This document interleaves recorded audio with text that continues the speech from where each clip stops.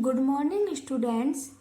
Today we will learn lesson number 9, lesson named Natural Disaster.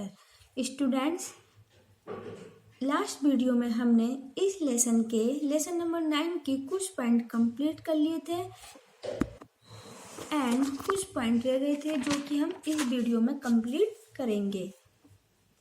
First is cyclone. Cyclone means चक्रवात. जो चक्रवात आते हैं जिसमें आपने देखा होगा जो पानी के अंदर जो है गोल गोल पानी घूमने लगता है उसे क्या कहते हैं? चक्रवात कहते हैं, साइक्लोन कहते हैं. It is a large system of winds that blow in a spiral around a centre area. ये जो चक्रवात आते हैं, साइक्लोन आते हैं, ये जो तेज हवाओं के कारण आते हैं. इसमें जो है हवाएं बहुत तेजी के साथ चलती हैं जिस वजह से ये साइक्लोन आते हैं. और ये जो है अपने सेंटर पर, जिस सेंटर पर ये आते हैं उस जगह ये गोल गोल घूमने लगते हैं और इनका जो साइज है वो बड़ा होने लगता है. जिस सेंटर पर ये साइक्लोन घूमते हैं, मान लीजिए इस सेंटर पे साइक्लोन आया है, ये यहाँ से इस तरह से घूम रहा है और घूमते घूमते ये काफ़ी बड़ा हो जाता है. तो ये जो सेंटर है साइक्लोन का, इसको क्या कहा जाता है? इसे आई ऑफ साइक्लोन, इसे आई ऑफ साइक्लोन कहा जाता है. Cyclone that form over warm oceans are called tropical cyclones. जो साइक्लोन्स होते हैं स्टूडेंट्स, वो हमेशा गर्म, जहाँ पर गर्म हवाएं होती हैं, जो गर्म ओशंस होते हैं, महासागर होते हैं, उन पर बनते हैं. इसलिए इन्हें जो है ट्रॉपिकल साइक्लोन कहा जाता है. स्टूडेंट्स, जो साइक्लोन होते हैं उन्हें अलग अलग जगह जो है अलग अलग नाम दिए गए हैं. In the Atlantic ocean the cyclone are known as hurricanes. जो अटलांटिक ओशन पर जब ये साइक्लोन बनते हैं तो इनको जो है वहाँ पर किस नाम से जाना जाता है? हरिकेन. इन्हें क्या कहा जाता है? हरिकेन्स कहा जाता है. And in the western Pacific ocean, जो पैसिफिक ओशन है, जब ये साइक्लोन वहाँ पर बनते हैं तो इन्हें क्या कहा जाता है? टाइफॉन्स. इन्हें वहाँ पर टाइफॉन्स के नाम से जाना जाता है. The swift often brings heavy rain and destruction to coastline. Students, जब साइक्लोन्स आते हैं, चक्रवात आते हैं तो बहुत तेज बारिश होती है और जो कोस्ट लाइन होती है, जो इसके महासागर, सागर के, समुद्र के जो आसपास की जो कोस्ट लाइन होती है, एरिया होता है, उसे बहुत ज़्यादा नुकसान होता है. Cyclones normally affect coastal area such as Odisha, West Bengal, Andhra Pradesh and Tamil Nadu. जो साइक्लोन्स हैं, जो चक्रवात हैं, वो कोस्टल एरियाज को बहुत ज़्यादा प्रभावित करते हैं. जो इनके आसपास के एरिया होते हैं उन्हें बहुत ज़्यादा प्रभावित करते हैं. इन साइक्लोन्स से उन एरियाओं में जो है बहुत नुकसान हो जाता है, जैसे ओडिशा, वेस्ट बंगाल, आंध्र प्रदेश, तमिलनाडु. ये जो कोस्ट लाइन के पास के जो एरिया हैं, जब चक्रवात आता है तो इन एरियाओं में जो है काफ़ी नुकसान हो जाता है. एंड स्टूडेंट्स, जो चक्रवात आते हैं इनकी जो स्पीड होती है वो लगभग 72 किलोमीटर प्रति घंटे की रफ्तार से ये आते हैं. इनकी स्पीड बहुत तेज होती है और ये साइक्लोन्स जो वो एक दिन कुछ घंटों के लिए नहीं होते, ये कुछ दिनों के लिए या फिर कुछ हफ्तों तक ये साइक्लोन्स जो है चक्रवात रहते हैं. और ये चक्रवात जो होते हैं ये पानी के ऊपर, मीन्स समुद्र, सागर, महासागर, इनमें ही ये बनते हैं. साइक्लोन्स होते हैं ये समुद्र, सागर, महासागर, इनमें ये बनते हैं. बच्चों, जब साइक्लोन्स आते हैं तो हमें क्या क्या प्रिकॉशंस करनी चाहिए उसको हम पढ़ेंगे और अच्छे से समझेंगे. First is move to the strongest part of your home. अपने घर के सबसे मजबूत वाले हिस्से में चले जाएं. Do not go out the house until the cyclone stop. जब तक चक्रवात न रुक जाए घर से बाहर ना निकलें. If you are out keep away from building, electric pole and tower. यदि आप घर से बाहर हैं तो बिल्डिंग से लगकर इलेक्ट्रिक पोल्स के पास या टावर के पास खड़े ना हो। Lie down on the ground as strong winds can fly you away. यदि आप जब भी चक्रवात आए तो आप जो है जहाँ पर है वहाँ बैठ जाएं या फिर लेट जाएं, जिससे कि जो उसकी जो तेज हवाएं हैं, चक्रवात की तेज हवाएं हैं, आपको उड़ाकर न ले जा सके। Next point is tsunami. Tsunami is a Japanese word meaning herbal waves. जो सुनामी है वो एक जापान का शब्द है जिसका अर्थ है herbal wave. A tsunami is a series of hug waves that occur after undersea disturbance such as earthquake or volcanic eruption। जिस तरह से भूकंप आते हैं, ज्वालामुखी फटती है, भूकंप आते हैं तो कैसे आते हैं? पृथ्वी के अंदर जो जमीन के अंदर जो प्रतिक्रिया होती है, जो कंपन होती है, उस वजह से जो भूकंप के झटके लगते हैं, उसी तरह जैसे ज्वालामुखी फटते हैं ऐसे ही सुनामी आती है। जब सुनामी कब आती है? जब पानी के अंदर कोई डिस्टरबेंस होता है, कोई क्रिया प्रतिक्रिया होती है, तो जो है झटके लगने शुरू होते हैं पानी के अंदर, जिस वजह से सुनामी आती है। The waves travel in all direction from the centre of disturbance. जो समुद्र के अंदर जो लहरें उठती हैं, जब सुनामी आती है तो पानी के अंदर जो ऊंची ऊंची लहरें उठती हैं, जो लहरें होती हैं वो हर डायरेक्शन में जाती हैं।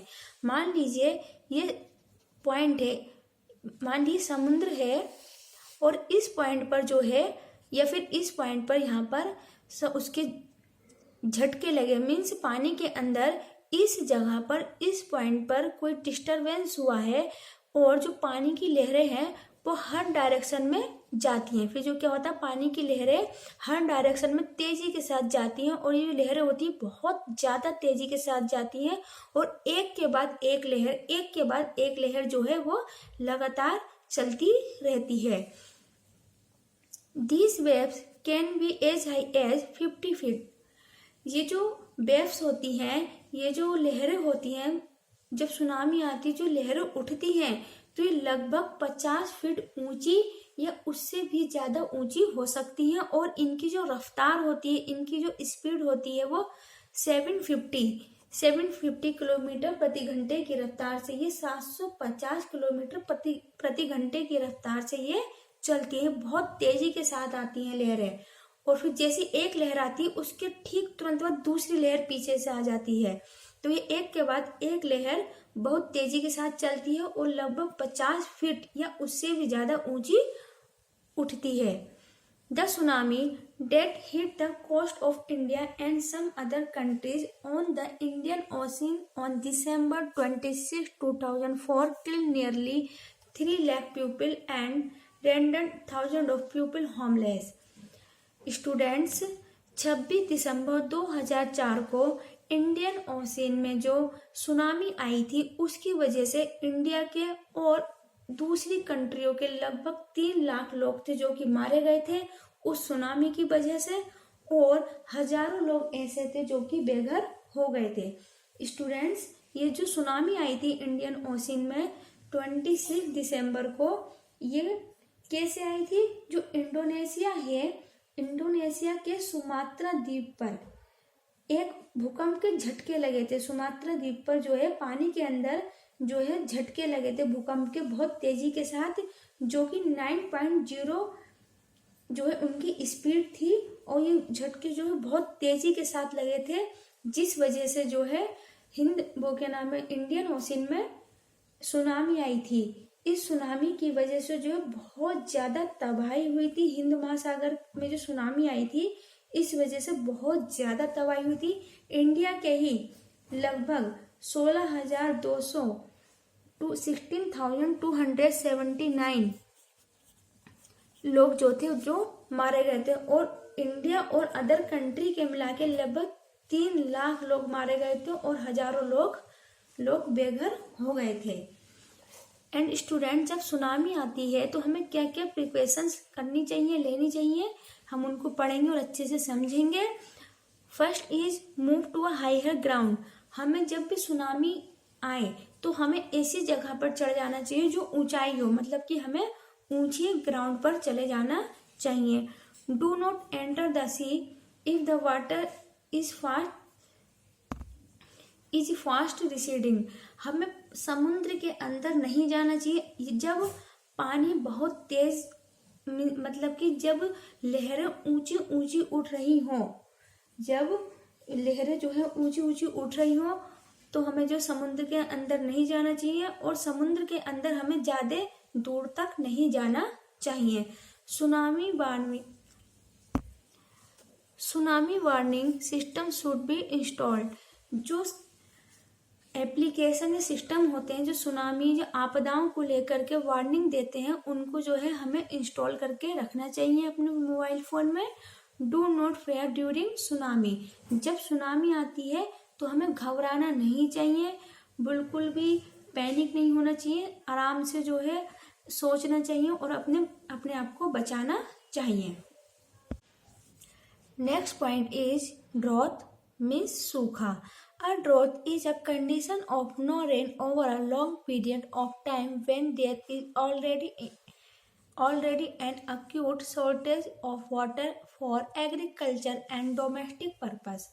Students, जो सूखा होता है, जो ड्रॉथ होती है, सूखा होता है, वो उस कंडीशन में होता है जहाँ पर बहुत लंबे टाइम तक बारिश ना हुई हो, जहाँ बहुत लंबे टाइम से बारिश ना हुई हो और पहले से ही उस जगह पर पानी की कमी हो, खेती के लिए पानी की कमी हो, जो रोज के कार्य होते हैं, जो डेली यूज के लिए पानी होता है उसकी कमी हो, और ऐसे में बहुत लंबे समय से बारिश भी ना हो तो क्या होता है, सूखा पड़ जाता है। उसे क्या कहते हैं कि सूखा हो जाता है। ऐसे में जो वहाँ का क्षेत्र होता है, वहाँ की जो मिट्टी होती है वो सूख जाती है और चटकने लगती है।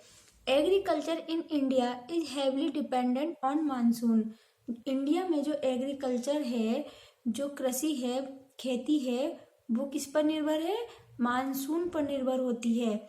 जो मानसून का सीजन होता है उस पर यह निर्भर होती है कि बारिश पड़ेगी और फसल अच्छे से उगेगी। In case the rain fails crop die. यदि किसी वजह बारिश नहीं होती है तो क्या होता है, जो फसल होती है वो ढह जाती है, मर जाती है। The ground ड्राइज up and become infertile. जो ग्राउंड होते हैं वो सूख जाते हैं और इनफर्टाइल हो जाते हैं, मीन्स वो उपजाऊ नहीं होती। फिर वहाँ की मिट्टी, जो उसके पोषक तत्व होते हैं वो खत्म हो जाते हैं और जो वहाँ की मिट्टी है वो उपजाऊ नहीं रहती है। Crops cannot be grown on such land and shortage of food occur, which cause deficiency, disease and malnutrition among living beings. और क्या होता है, जब वहाँ सूखा पड़ जाता है, जब किसी भी जगह पर सूखा पड़ जाता है तो वहाँ पर क्या है, फसल भी नहीं उग पाती, क्योंकि जो वहाँ की मिट्टी है वो खराब हो जाती है और जब पानी ही नहीं मिलेगा तो फसल कैसे उगेगी। तो वहाँ पर जो फसल नहीं उग पाती है और खाने की कमी हो जाती है, और ज़्यादातर वहाँ पर जो बीमारियाँ पैदा होती हैं उन क्षेत्रों में जहाँ सूखा होता है वहाँ पर ज़्यादा कुपोषण की बीमारी पैदा हो जाती है। ये जो कुपोषण की बीमारी है वो तब होती है स्टूडेंट्स, जब हमें सही मात्रा में पोषक तत्व ना मिले, सही मात्रा में खाना ना मिले। जब हम जितना हमारे शरीर को खाने की आवश्यकता है, ज़रूरत है, उतना खाना हमें ना मिले और हमारे शरीर में पोषक तत्व ना पहुँचे, विटामिन ना जाए, तो क्या होता है, कुपोषण जैसी बीमारी हो जाती है। It also causes starvation and death of a large number of people and cattle. जब सूखा पड़ता है इस वजह से जो है भूखमरी हो जाती है, और भूखमरी बच्चों जब होती है जब हमें खाना नहीं मिलता और खाना ना मिलने की वजह से लोग जानवर मरने लगते हैं, तो क्या कहते हैं, भूखमरी कहलाती है कि भूखमरी की वजह से ये लोग मर गए हैं। तो जब सूखा पड़ता है, वहाँ पानी नहीं मिल पाता है, खाने की कमी हो जाती है, तो क्या बीमारी हो जाती है, कुपोषण हो जाता है और भूखमरी की बीमारी हो जाती है, जिसकी वजह से बहुत बड़े नंबर पर बहुत बड़ी मात्रा में लोग मरने लगते हैं और जानवर मरने लगते हैं। In India, Rajasthan and Gujarat are two states which experience drought frequently. हमारे इंडिया में, भारत में राजस्थान और गुजरात ये दो राज्य ऐसे हैं जिन्होंने सूखे का एक्सपीरियंस कर रखा है। स्टूडेंट्स, जब सूखा पड़ता है तो हमें क्या क्या प्रिकॉशंस लेनी चाहिए, हमें क्या करना चाहिए, उनके बारे में हम पढ़ेंगे और अच्छे से समझेंगे। Rain water harvesting is one way of preventing drought. Tank should be constructed to store rain water. जो बारिश का पानी होता है वो सूखे से बचने का एक बहुत बड़ा कारण है। जब बारिश हो तो उसके पानी को जो है टैंक्स में भर के बचा करके रख लेना चाहिए। Plant more and more trees, they attract rain. हमें ज़्यादा से ज़्यादा पेड़ पौधे लगाने चाहिए, क्योंकि जितने ज़्यादा पेड़ पौधे होते हैं बारिश भी उतनी ही अच्छी और उतनी ही ज़्यादा होती है, क्योंकि पानी को, बारिश को पेड़ पौधे जो हैं वो बारिश को अट्रैक्ट करते हैं, आकर्षित करते हैं। Stop cutting down of trees. हमें पेड़ पौधों को काटने से रोकना चाहिए। पेड़ पौधों को काटने से हमें रोकना चाहिए। Grow crops like millets, maize, sorghum etc which need less water. ऐसी फसल उगानी चाहिए या ऐसी फसलों को उगाना चाहिए जो कि जिन्हें कम पानी की ज़रूरत होती है, जैसे कि बाजरा, मक्का, चारा। ये क्या होती है, ऐसी फसल होती है इनके लिए कम पानी यूज होता है। Last but not least, save every drop of water. ये लास्ट पॉइंट है लेकिन बहुत इम्पोर्टेंट है कि हमें पानी की एक एक बूंद को बचाना चाहिए। स्टूडेंट्स, बहुत से लोग ऐसे हैं आज भी जो पानी को बहुत ज़्यादा बर्बाद करते हैं, वो उसकी कोई अहमियत नहीं समझते हैं। बहुत से लोग ऐसे हैं जो फालतू का पानी सड़कों पर बहाते रहते हैं, बहुत ज़्यादा पानी बहाते रहते हैं सड़कों पर, तो वो पानी की कदर नहीं करते। लेकिन बच्चों, हमें पानी की एक एक बूंद की कदर करनी चाहिए। हम पर है तो इसलिए हमें पता नहीं चलता, लेकिन जिसको पानी भी नहीं मिलता पीने के लिए, तो वो उन लोगों के लिए सही हमें एक एक बूंद को बचाकर चलना चाहिए। Okay and students, last point is disaster management. Last point is disaster management. Whenever a disaster occurs, some effort have to be made to rescue people and limit the damage. जब ऐसी सिचुएशन आती है, जब भी आपदाएं आती हैं, तो इन आपदाओं से लोगों को बचाने के लिए पूरी कोशिश की जाती है और पूरी ये कोशिश की जाती है कि कम से कम लोगों का और वहाँ के जीव जंतु हैं उनका कम से कम नुकसान हो। These efforts are made by individual, private organization and government department. तो ये जो कोशिशें की जाती हैं, या तो कोई व्यक्ति अकेले इन कोशिशों को करता है कि जैसे किसी को पता चल जाता है कि भाई यहाँ पर ऐसे ऐसे आपदा आई थी, वहाँ पर लोगों को बहुत परेशानी हो रही है। कुछ लोग ऐसे जो खुद ही चले जाते हैं लोगों की मदद करने के लिए, और कुछ जो है प्राइवेट ऑर्गेनाइजेशन है, प्राइवेट संस्थाएं हैं जो कि लोगों को इन आपदाओं से निकालने का काम करती हैं, और गवर्नमेंट डिपार्टमेंट होते हैं वो भी लोगों को इन आपदाओं से बचाने का काम करते हैं। There are also disaster management team in India who has the disaster affected people. हमारे इंडिया में जो है इन आपदाओं से बचाने के लिए मैनेजमेंट टीम है जो कि लोगों को इन आपदाओं से, इन परेशानियों से बचाने की पूरी कोशिश करती हैं। इन एडिशन, इसके अलावा the army, air force, navy and police to help the affected people. इन सबके अलावा जो आर्मी हुए, आर्मी के जवान, एयरफोर्स, नौसेना और जो नेवी के जवान होते हैं, पुलिस कर्मी होते हैं, जो पुलिस होती है, वो भी लोगों को इन आपदाओं से, इन परेशानियों से निकालने की पूरी कोशिश करते हैं और इन परेशानियों से निकालते हैं। एंड स्टूडेंट्स, जो केदारनाथ में बाढ़ आई थी, तो वहां पर भी क्या था कि लोगों को हेलीकॉप्टर से लोगों को जो है एक जगह से दूसरी जगह पहुंचाया जा रहा था। तो जो भी सेना के जितने भी जवान थे वो लोगों को बचाने में लगे हुए थे। And students, lesson number 9 complete हो गया है। आई होप आप लोगों को अच्छे से समझ आया हो। Okay, take care, good bye.